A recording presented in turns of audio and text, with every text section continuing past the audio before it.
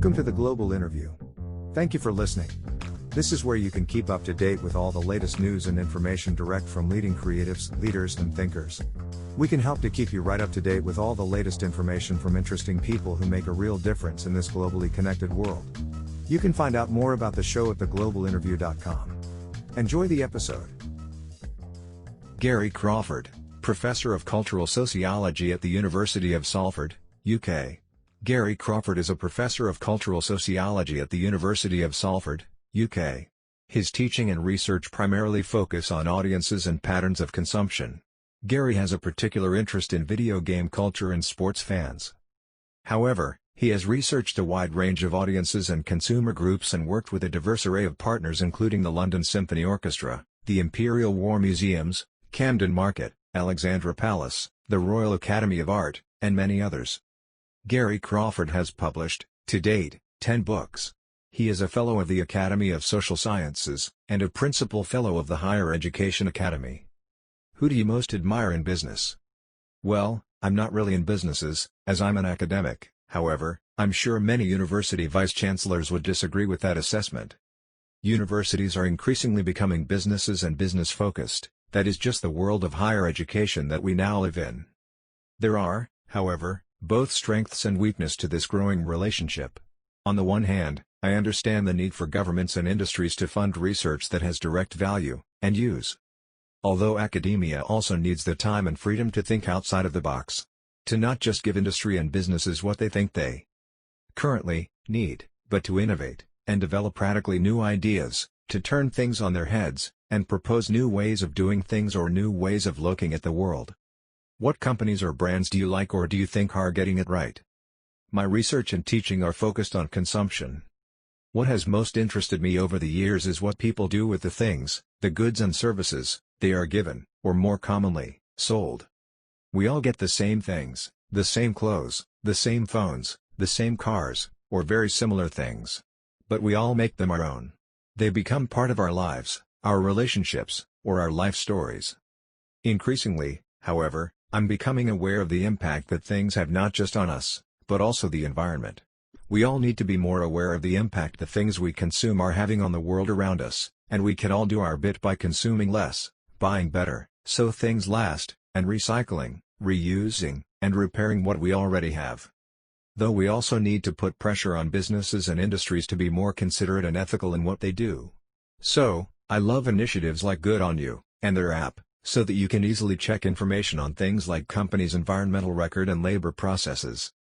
This puts more power in the hands of the consumer, and in doing so, helps bring about better practices in industry and business. What is the best advice you have ever received? Pay yourself first. Too often, too many people do the things they have to do first, and that means they never get around to doing the things they could be doing. This is the same in life as it is in business.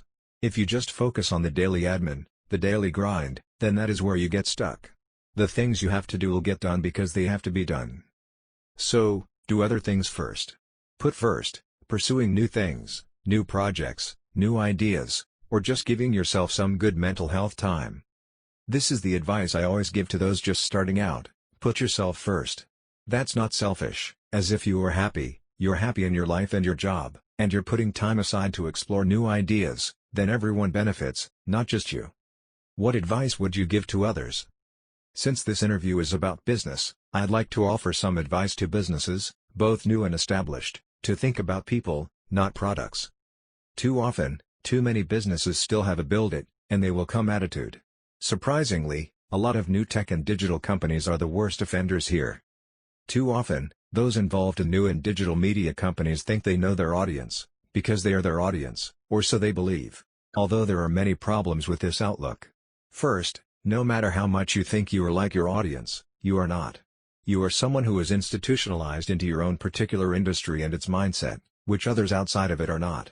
And, even though you might not be aware of it, it is the ways your industry works that will increasingly shape what you do and how you do it. Audiences and consumer needs and interests will move on, and move on much faster than you and your industry adapts. Second, this model of business stifles innovation and development. It breeds an I know best culture, which can very quickly become stagnant and yesterday's news. And third, by making the kinds of things you want, you are restricting your audience and market to just people like you, which is both exclusionary and longer term, not good for business. Always start and keep going back to your audience, and also, those who are not currently your audience. Find out what people want, and that includes people you are not now talking to or meeting the needs of. This is then good for everyone.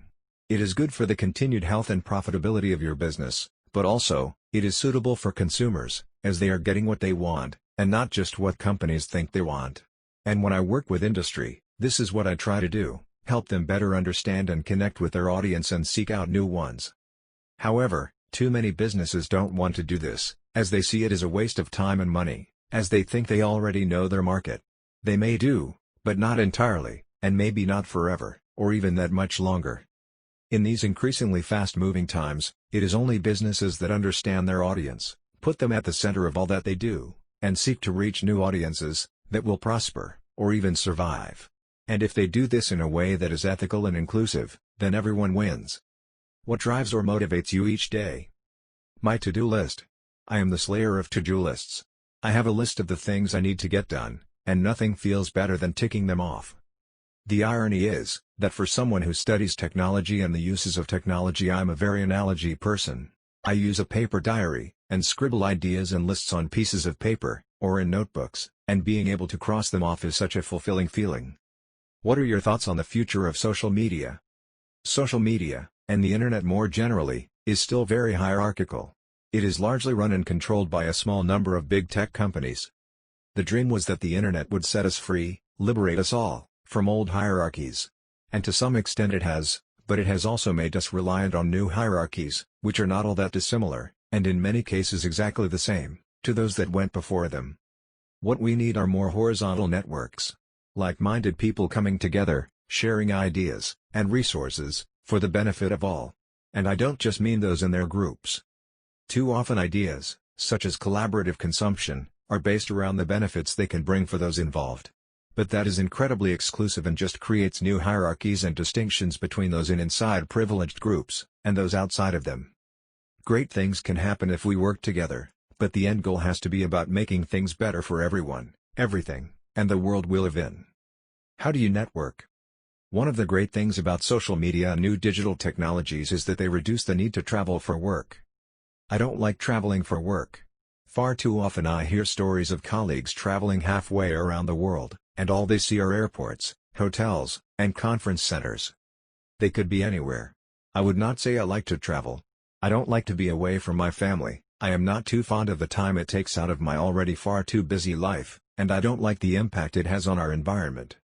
So, I mostly network, and keep in touch with people in my field via social media, and following them and their work online. Of course, from time to time, it is necessary and essential that we meet up with others working in our respective fields. So much can be achieved by people just being in the same room together for a period of time. But most of the time, I don't think it is necessary. I think we all spend too much time talking about things we could or should be doing, and I'm a great believer in just getting on and doing things. What do you think your unique skills is that has helped you become successful? Insecurity. It is both my biggest weakness and my biggest strength. It is the main thing that drives me. I think it is that never-ending need to prove oneself, to feel like we actually belong, that we are successful, that drives many people. More than most would openly admit. That is probably, defiantly, what has got me to where I am today. But on the other hand, we all need to remember there are other things, more important things in life. As family, friends, taking care of our own mental health, and just being kind to the people around us. Work will always be there tomorrow, those around you might not be. What is your hobby? I still love playing video games, though I don't get much time to do so these days. Video games are part of what I do, or at least studying and understanding video game culture.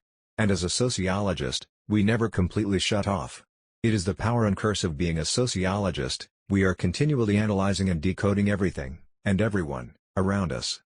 It is therefore sometimes hard to remain neutral to things, to switch off, as you either already know, or are working out, the mechanisms behind everything.